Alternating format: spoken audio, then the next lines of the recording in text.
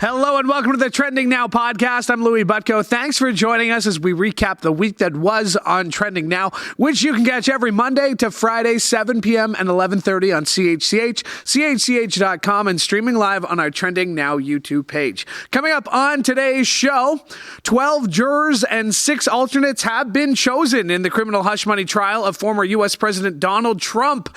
What happens next? Well, the host of Trending Now, Nicole Martin, has been following the trial all week and joins us off the top with the latest, including some scary moments outside the courtroom today. Former Toronto Raptor Jontay Porter has been banned for life from the NBA after an investigation determined he provided confidential information, underperformed, and bet on his own team to lose.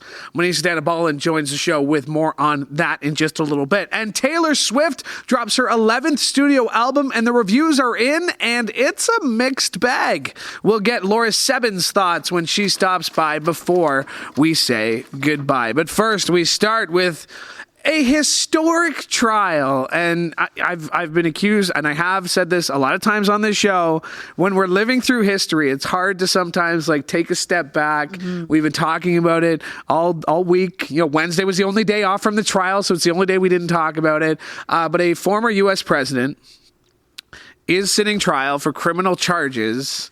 And it's history. It's all history right now, right? It is. You know what everyone's saying? OJ passed away on Friday, and then Trump jury selection begins on the Monday. Yeah. They couldn't be together, that's for sure, because you got the OJ trial that everyone's comparing it to was the biggest thing in history in terms of the court scene in the United States. And then now this.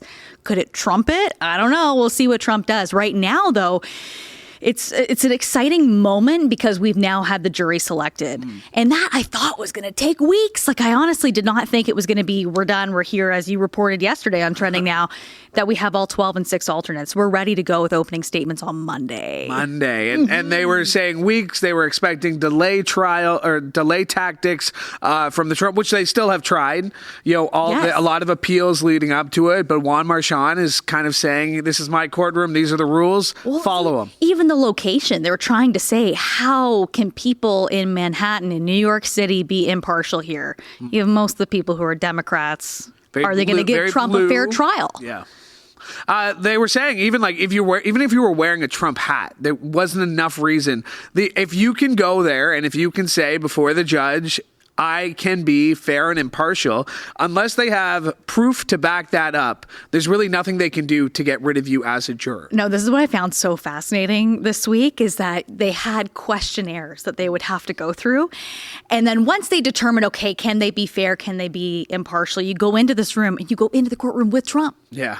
And you're about to sit up there as he's staring right at you, looking you right in the eye, and you have to say whether you could give him a fair trial. Are you going to treat him like any other citizen? Do your beliefs, your political beliefs, go against Trump's? They had all kinds of questions, 42 that they had to answer. And of the 196 people they brought through, at least half of them have said, I cannot be fair and impartial. And they were dismissed right away. It was quick. Yeah. It was quick. It's like that game where you flip the pictures down. Guess who? Is that the one where is it a man or a woman? And you can flip half of them down. That's basically, can you be fair and impartial? No. And then you can flip half the board down. There are absolutely no journalists on the jury, that's for sure. But there was a few lawyers. I was kind of surprised by that. There was the juror earlier in the week. So Wednesday night. And again, we had the story yesterday on Trending Now. And again, shout out to Emily Taylor. The show is frantic enough as it is, let alone when news breaks at about 5 o'clock when you think you've got it set. But of course, news broke yesterday. But earlier in the day, a juror had to excuse themselves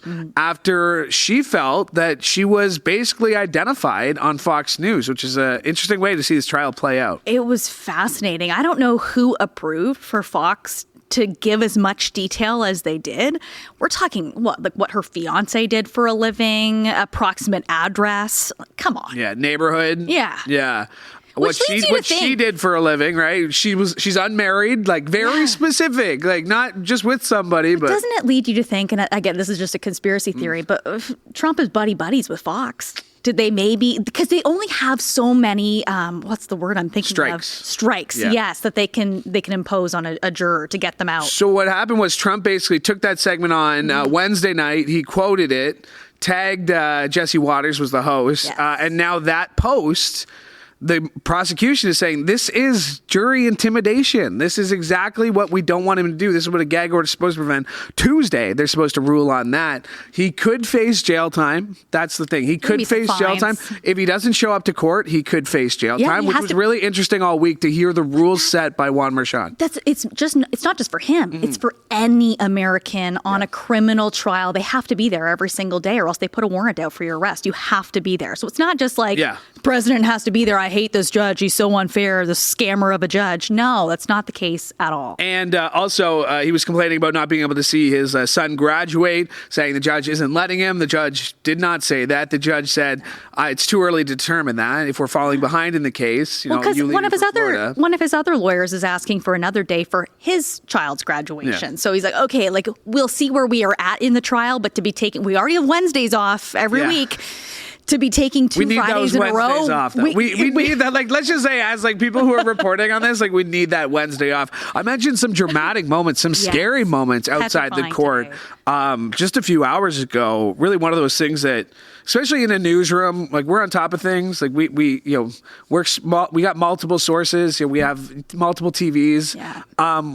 We saw it kind of minutes as it happened. That being someone lighting themselves on fire outside the courtroom. Tense moments for sure. While major networks broadcasting live right from there. Broadcasting live. I mean, graphic, absolutely graphic. Yeah. Even the way some of the reporters were describing what they were seeing. Ooh. Yeah. Well, I was just reading just before we started the podcast. The man's still alive. Critical condition. But they're still trying to determine motives behind this and why he decided. Manifesto. I mean, there's some reports of a manifesto online about a new world order, and it's pretty kooky for sure. New York is already a pretty kooky place, right? There's so many people. There's so many different opinions. The one article I was saying, what I was just reading was that it's not an anti-Trump thing that he was doing. It's more of a anti-New World Order, really deep conspiracy theories. Okay, so like Alex Jones. Deeper than that, right? Like quoting CIA directors from the 80s type thing. Again, just something I read. I'm not saying that's what he was doing, but there are reports that this was kind of a New World Order manifesto, which goes that it wasn't a Trump thing, anti-Trump thing, pro-Trump thing, anything like that. Just hope he's going to pull through. For sure. It'll be an interesting trial. Like you said, opening statements begin on Monday. So, the one thing I want to mention is I was really excited to talk to him. His name's Lanny Davis, and he's the legal advisor for Michael Cohen. So Michael Cohen is central to this. Yes, Louie. You talked to him. Lanny Davis. Yes, we did. And he was fantastic because he really talked like Michael Cohen might be seen as the star witness. He's the guy who's Trump's fixer, Trump's former lawyer. He already served jail time federally for these types of crimes for paying off the hush money to Stormy Daniels. Expected to be a witness. He will be a witness. He will. So but there's going to be a lot against him too. People are going to really come at his character. But there's one other witness that will come forward, and that is the Inquirer. So, and one of the other things was paying off Stormy Daniels, but then there was also a catch and kill. So Michael Cohen contacted the organization and then said, listen, like Karen McDougal, okay, she's the Playboy model. Yeah, there was going to be a story about her sexual affair with Trump while he was married to Melania Barron's, I guess a little baby, or maybe she was pregnant at the time. I don't know. And so, they tried to say, okay, like let's pay you off. Don't run the story, and so that. I think the editor is going to be testifying as well. I've also read, like, Trump is pretty terrified of Karen McDougal, too, that testimony, because everybody knows the Stormy Daniels story. Mm-hmm. Everybody knows Stormy Daniels. Everybody's seen her face. Like, the story has been told and told again. Karen McDougal is one of those, like... Oh, yeah. There's also someone else involved in this. And, Hope Hicks, his former assistant, going to testify as well. So the amount of people coming through. I'm not sure if it's going to hurt his poll numbers. And that, again, another catch and kill. Another, let's pay him off. It's going to be interesting for sure. We're going to talk about the Canadian budget, but nothing really flashy about it. Housing. Okay, so they're big. It was a very millennial, Gen Z focused budget for this Liberal government. That was kind of how they rode rode the wave of power to their minority government supported by the NDP. Speaking of which, caught up with Jagmeet this week, which is pretty cool. But just overall, takeaways from the budget? I think the housing one's a big one because we've already heard that we need to build 3.5 million homes by 2030 if we want to lower the price of homes to 2004 levels. So they're coming in, I think they said 3.87 million homes by 2031. So could that bring down the cost of a house? Fingers crossed for all of us out there who are still looking to buy. Yeah. So that was a big one. Then also taxing the rich, that capital gains changes. They weren't hiding that much. They weren't. No. They kind of hinted. No. They made a lot of funding announcements before. Yes. There were a lot of questions on how you're going to pay for it. Basically, all came out in the budget.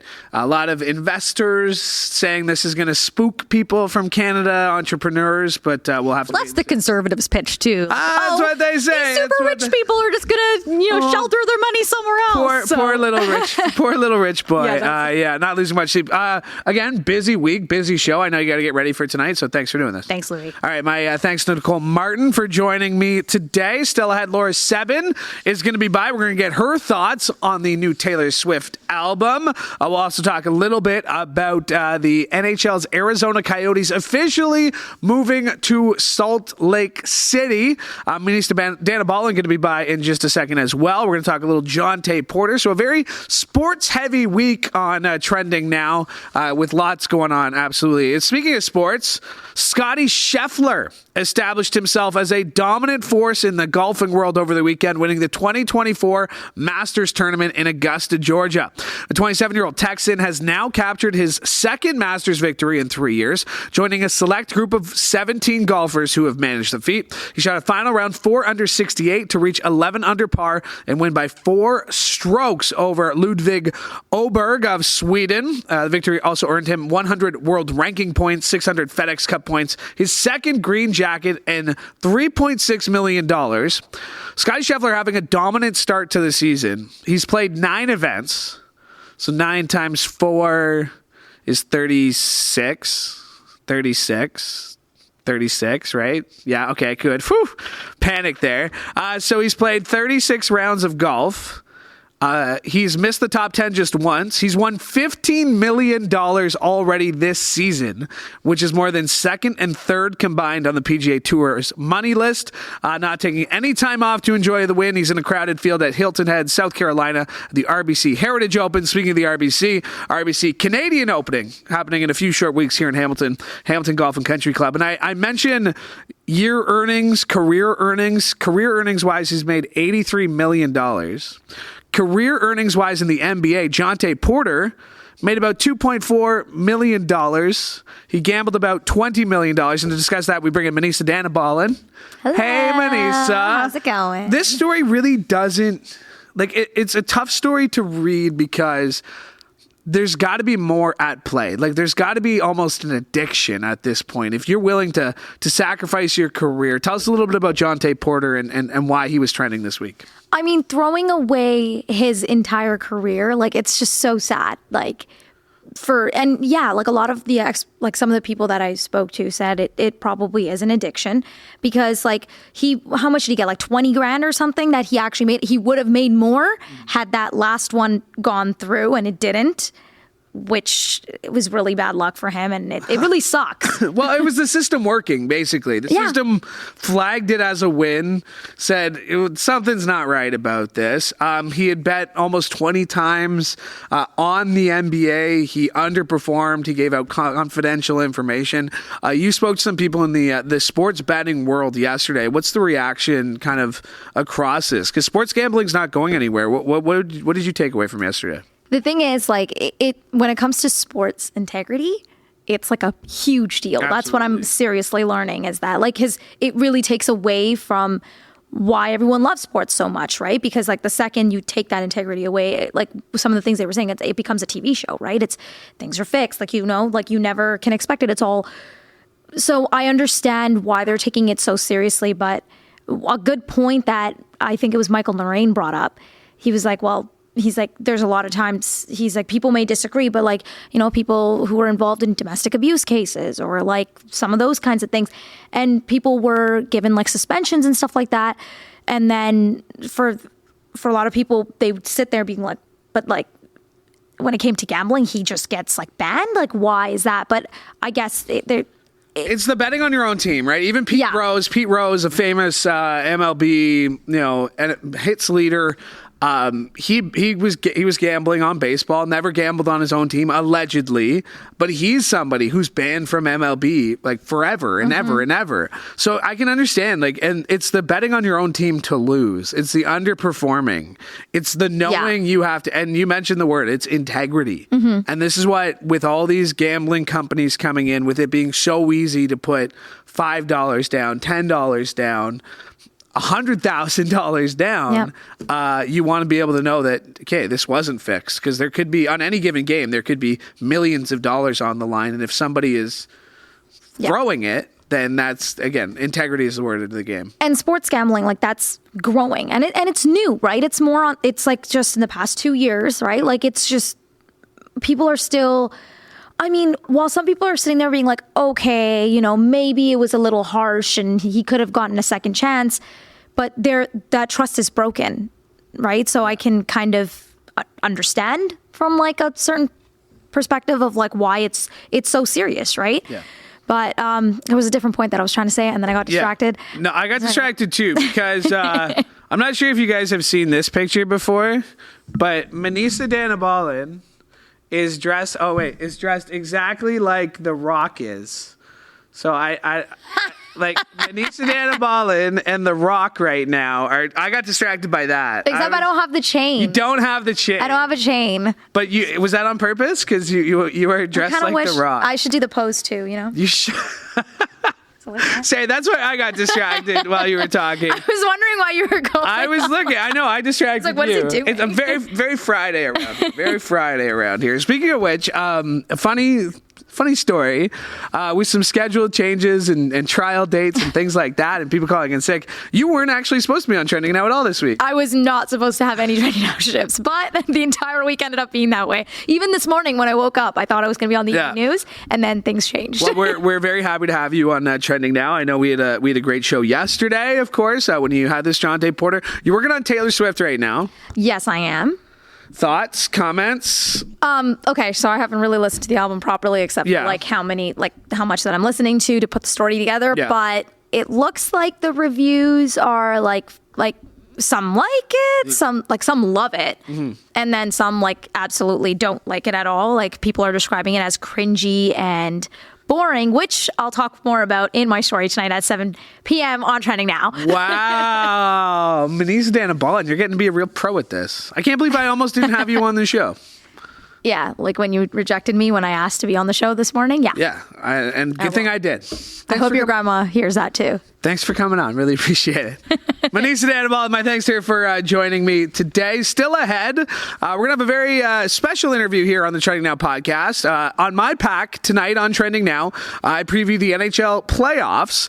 And in my pack, I caught up with Greg Wyshynski. He's a senior writer for ESPN on the NHL. So coming up later on, we're going to play that full conversation for you, getting set for the NHL playoffs, which get underway on Saturday. No hockey tonight, but back Saturday as the playoffs kick off. And Greg Wyshynski going to be by before we say goodbye to get his thoughts on that. And Laura Sebben on her way in right now as well.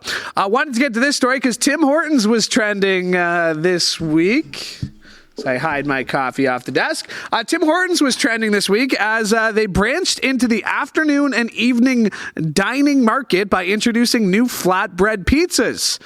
Now, they're available across Canada as of Wednesday, and they come in 4 different flavors: cheese, pepperoni, bacon everything, and chicken parmesan.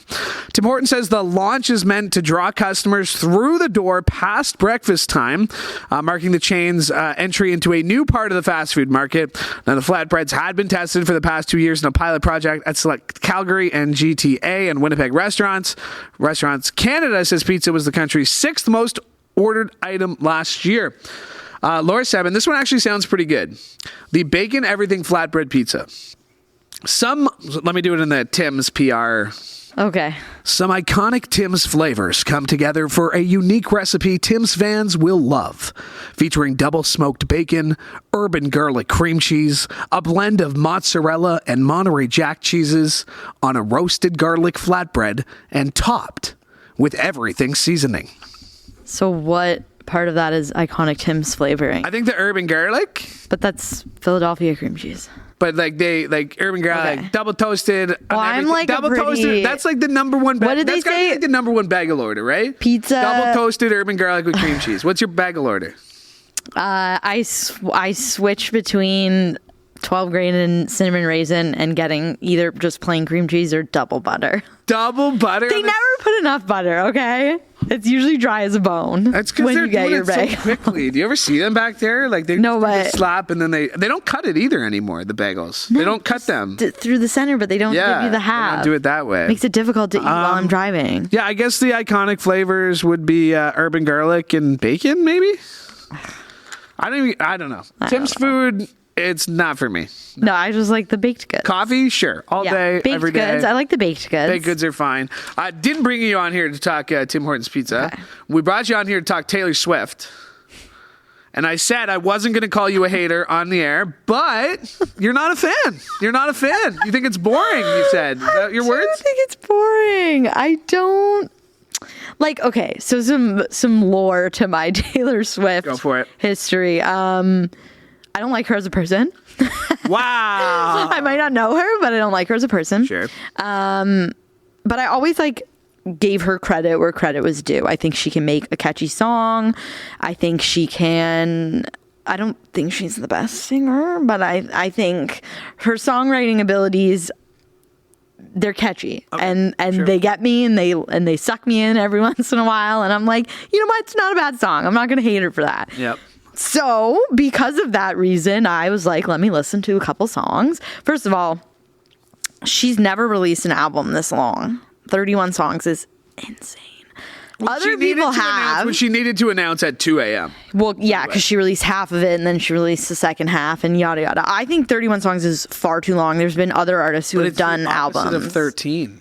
Yeah, but I don't care. It's too long. I don't want to listen to 31 songs. Anyways, and from my quick skim, they all kind of sound the same. Like I wouldn't be able to tell you one from another off the top, which usually you should be able to do. Like an album is supposed to be a cohesive unit, but you don't want all the songs to sound the same. And I felt she struggled with that. I know she's not 100% the only songwriter on there, but she prides herself on the lyrics that she writes. Yeah.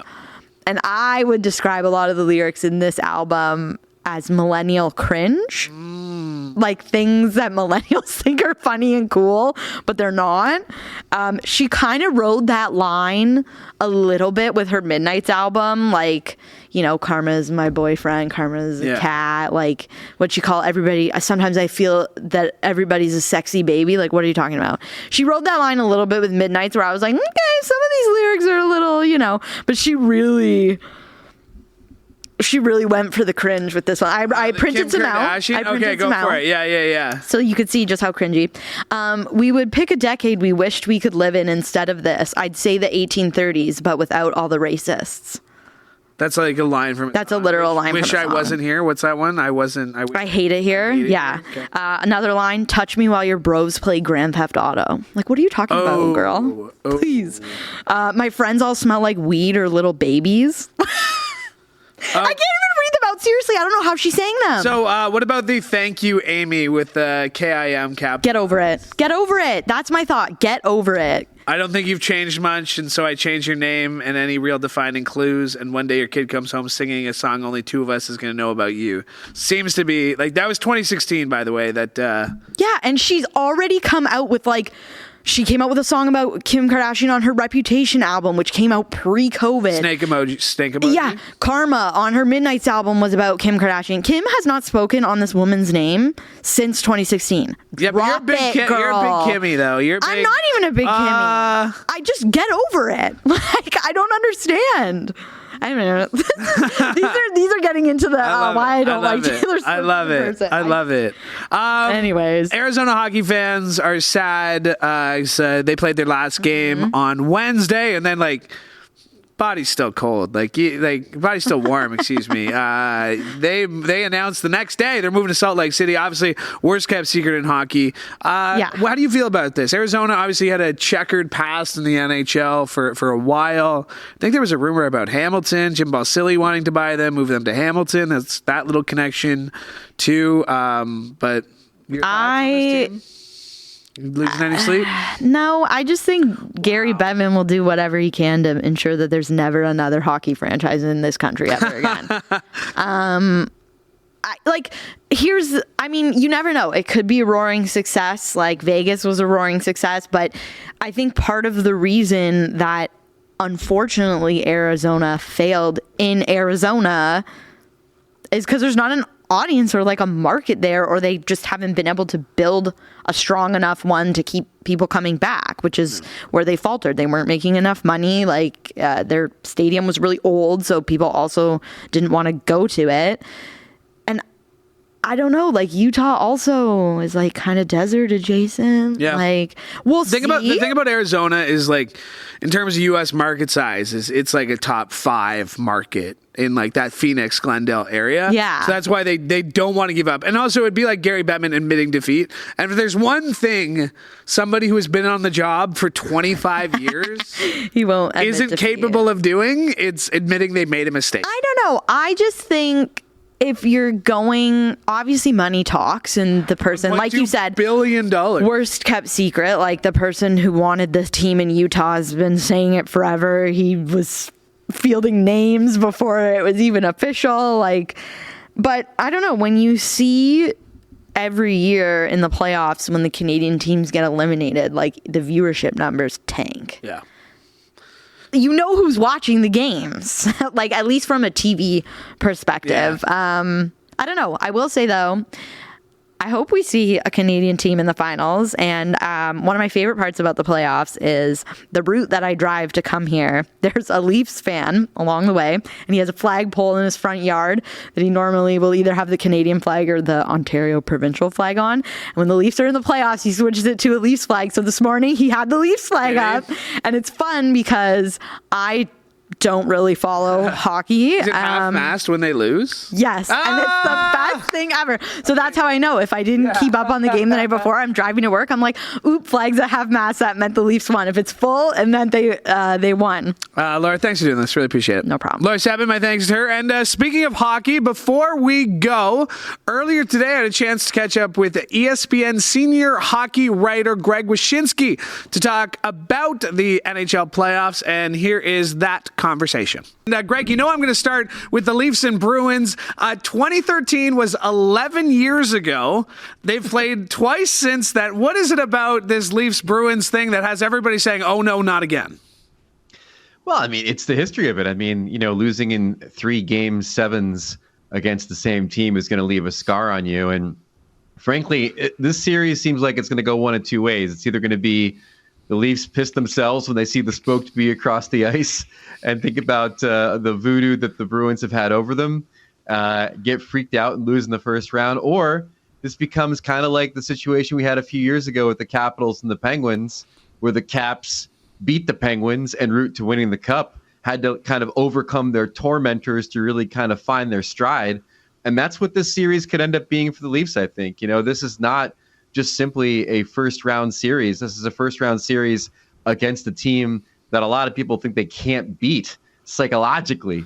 So if they can get past them, it could really catapult them. Who in the Maple Leafs organization is facing the most pressure going into this series? The head coach, the core 4, or the man calling all the shots, Brendan Shanahan, who in 10 years now has only won 1 playoff series? It's the core 4. I think it's all there for them for the taking in this series. And if you think back to the other series they've lost against the Bruins in the past, it was really tightly played, and one bounce here or there, or one Nazem Kadri suspension here or there really kind of changed the vibe.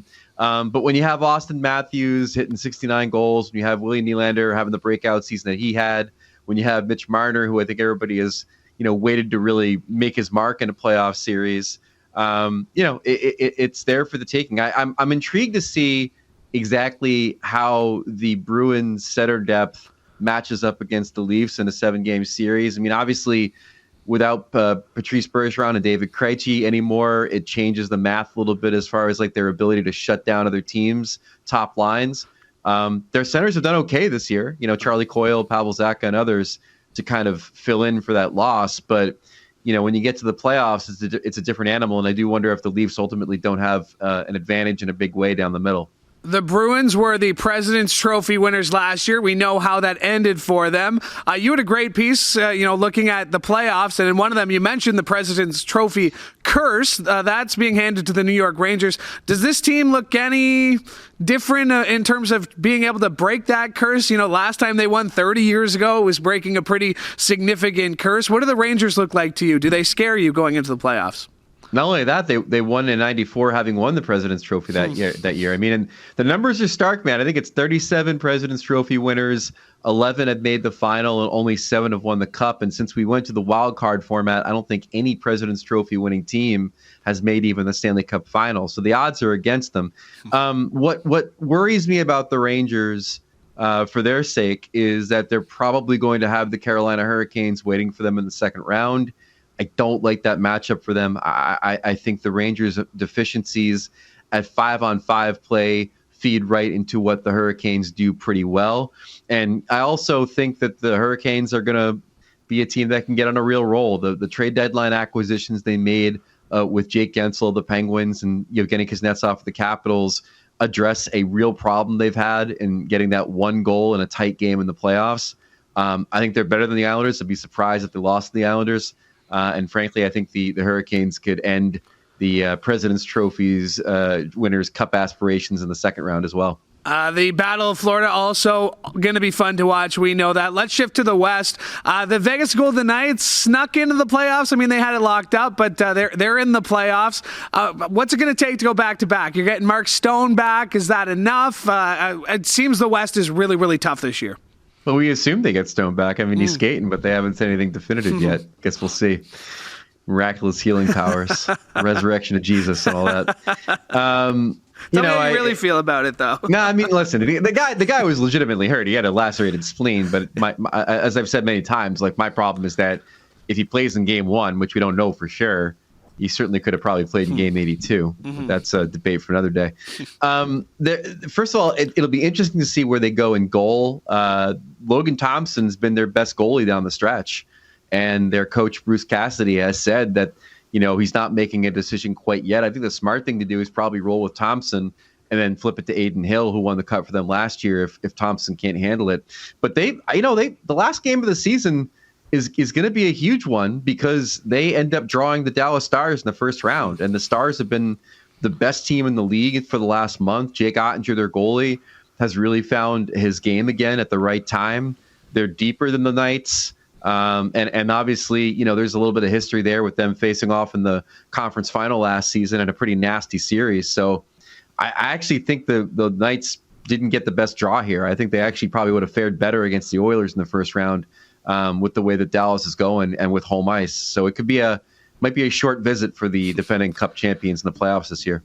If the Oilers, were to make some magic here, if a Canadian team is going to win the Stanley Cup for the first time since the Montreal Canadiens, the chances it's going to come from the West with 3 teams, the Oilers, Jets, and Canucks. Which of those 3 Canadian teams do you think has the best shot at making it out of the West or even winning the whole thing? The Oilers. They were my preseason pick. I'm rolling with them. They made it in. I got to stay with them. Look, up front, they've got everything they need and more with Connor McDavid and Leon Draisaitl leading the way, and Zach Hyman joining the 50-goal club in a thing that none of us really saw happening probably. Their back end I think is okay. Evan Bouchard is going to be on my Norris Trophy ballot this year. I think that he's been fantastic for them in a lot of facets of the game. And Matthias Ekholm, I think, has been great for them as well. It's that goaltending that everybody's worried about, and rightfully so. Stuart Skinner's not been great down the stretch. He's been below replacement in his last 15 games. He's going to have to be everything they need and more in some of these series for them to advance. I think he's got it in him. And I think defensively that they certainly can play better in front of him.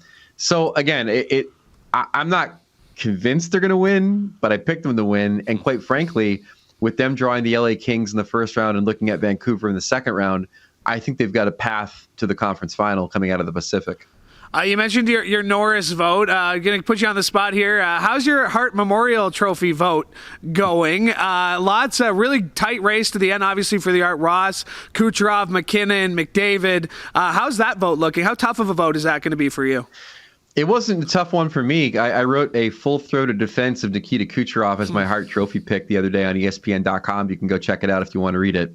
And I got no regrets, man. Like, he's been fantastic. I mean, he is, he contributed a point on 50% of the Lightning's goals this season. One of the few players in NHL history to have done so. He joined McDavid in having 100 assists in the season, joining the likes of Gretzky and Lemieux and Bobby Orr as the only ones to have done that. He's been great for them. He's been everything they've needed and more in a season in which, if he hadn't been that great, I don't think they make the playoffs based on the deficiencies in their supporting cast, the way that Andrei Vasilevsky hasn't played well, and the fact that they lost Mikhail Sergachev during the season 2 to injury. So he's been my MVP. I'm happy to say that because I don't think there's a wrong answer. Like, if you want to vote for Nathan McKinnon, Austin Matthews, Artemi Panarin, Connor McDavid, Roman Josi, Quinn Hughes, Connor Hellebuck, sure, why not? Who cares? You're probably right. I think I am too. And so that's the beauty of the Hart race this year. It's not like we've got a couple of candidates where there's like one really, really right choice and then one choice that's kind of counterfeit. Like, you've got 7 guys that could all win it, and I'd be fine with any of them. Last night, we did our playoff fantasy draft. The biggest argument was against that Tampa and Florida series. Some guy taking someone from Tampa, someone taking something from Florida. I don't know how you count out Tampa. You mentioned Vasilevsky, John Cooper, still one of the best coaches in the NHL. And then you still got Hedman and Stamkos and Kucherov. Tampa's going to be one of those fun teams to watch. Greg, really appreciate your insights. Thank you for joining me. Really, really do appreciate it. Thanks. Yeah, anytime. Thanks for having me. I appreciate it. And that was Greg Wyshynski, NHL senior writer, and my thanks to him for joining me. My thanks to you as well. My thanks to Laura Sebben, Manesa Dhanbalan, and Nicole Martin. Thank them for joining me on today's show. Hey, if you like what we do here on Trending Now, make sure you follow us on all of our various social media channels. That includes on X, on YouTube, on TikTok, at Trending Now. CHCH is where you can find us. And while you're subscribing, make sure, if you haven't already, subscribe to CHCH Podcast. So you can do that by searching CHCH Podcast wherever you get your favorite podcasts, or go to chch.com/podcast. My thanks to Chantel Grillo for directing today's episode. And one more time, thank you for tuning in. From all of us here at CHCH, I'm Louie Butko. Have a great day.